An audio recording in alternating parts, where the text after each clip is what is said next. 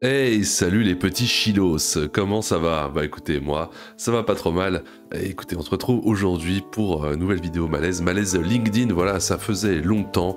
À chaque fois je dis ça faisait longtemps, mais oui, parce que normal, à chaque fois, bah, il se passe du temps, donc voilà, ça fait longtemps. Bref, on perd pas plus de temps, on lance le générique de manière violente et absolue. C'est parti. On va parler aujourd'hui malaise. Tiens, punaise. Je suis en présence d'une personne qui fait apparemment un malaise. J'ai envie d'être le con. Snoop Doggy Dogg. Alors qu'est-ce qu'on attend?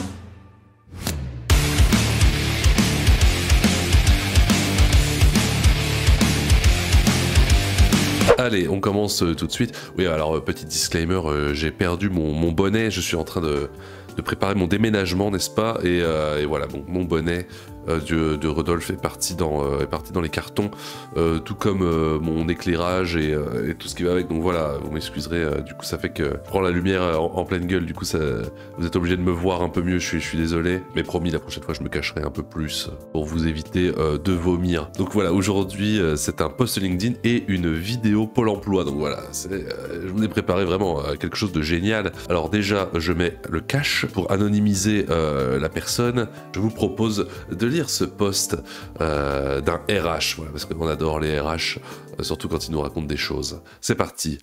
Quand j'étais RH, il y a une phrase qui pouvait me faire vriller et me donner des sueurs froides. Vous prenez les gens pour des pions, on n'est que des numéros. Alors si vous avez vraiment dit ça à un RH, vraiment sachez que vous êtes horrible. On n'est pas des pions, hein, bien sûr, les patrons et les RH nous considèrent comme des vraies personnes.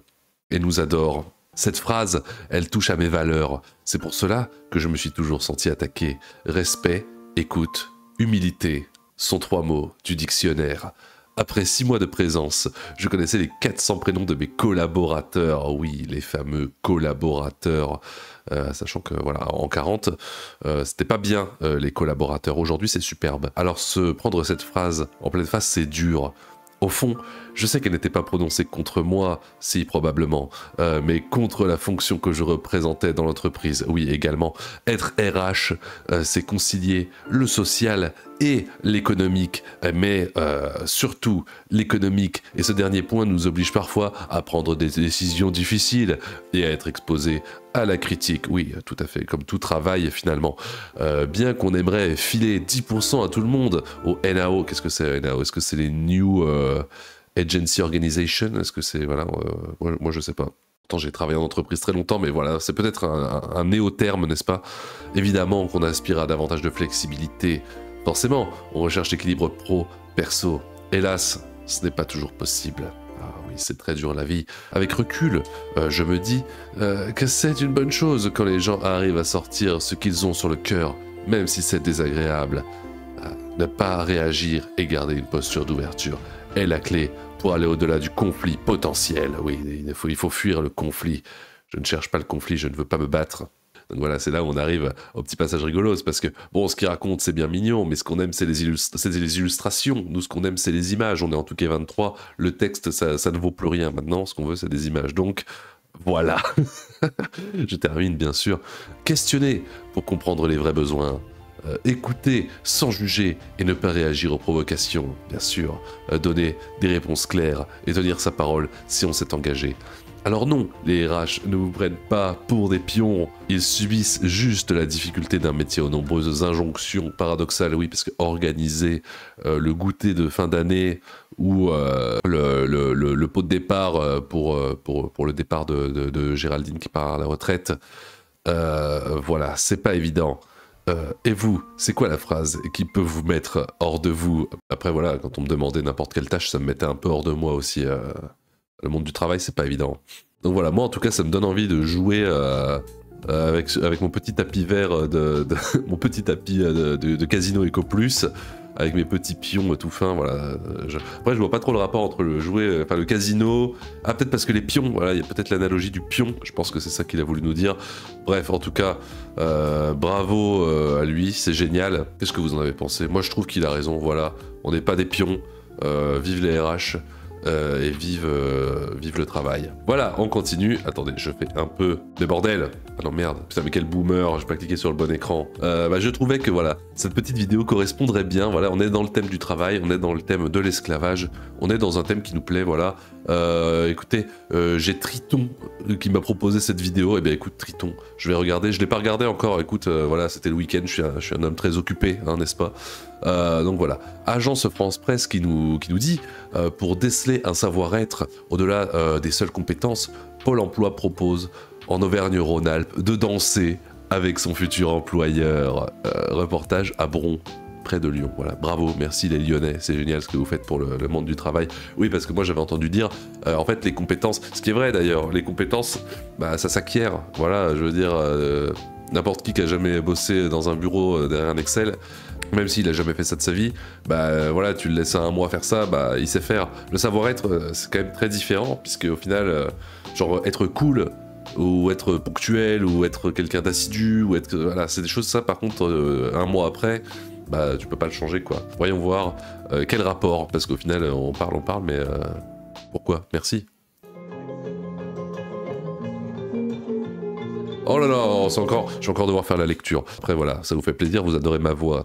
Employeurs et demandeurs d'emploi bougent et transpirent ensemble. Ça c'est cool.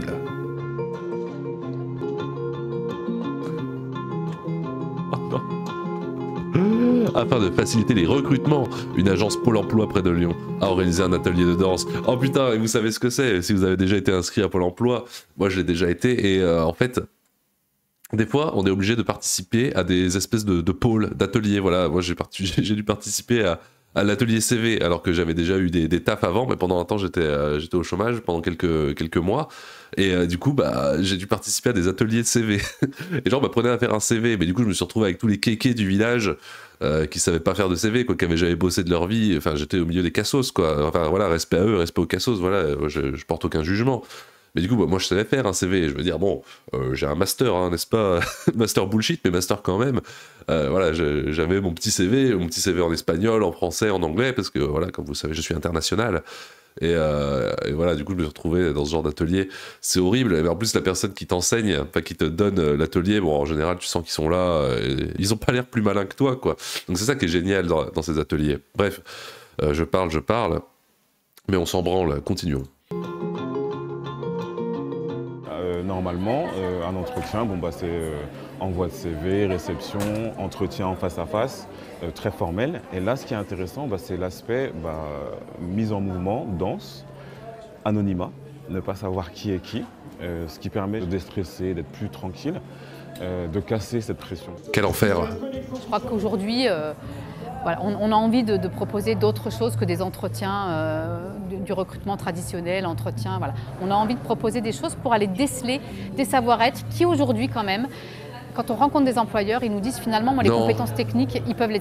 Faites pas ça. En fait, ce qui était fait avant, ça a été fait pendant des années, des dizaines d'années. Peut-être qu'il y avait une raison. Peut-être que ça marchait finalement. Peut-être pas, je sais pas. Dansez avec votre futur employeur, dites-moi si ça marche bien ou pas. Regardez ce qu'il y a écrit, regardez ce qu'elle dit la dame, c'est exactement ce que je disais avant. Acquérir. Moi, ce qui est important pour moi, c'est la façon dont la personne va se conduire quand même.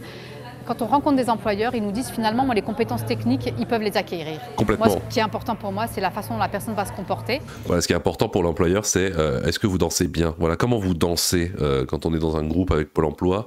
Voilà, c'est quand même plus important que de savoir pisser des lignes de code, quoi. L'objectif de cette journée de job dating, je me passerai de tout commentaire, est de proposer un espace différent de rencontre.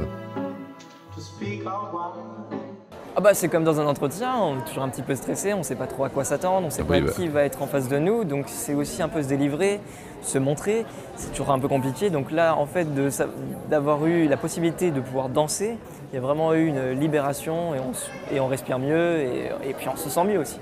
Mais c'est pas vrai, moi je suis sûr qu'il y a des gens qui se sont fait interviewer et qui ont dit que c'était ridicule. Bah, peut-être, je sais pas, peut-être que c'était pas ridicule.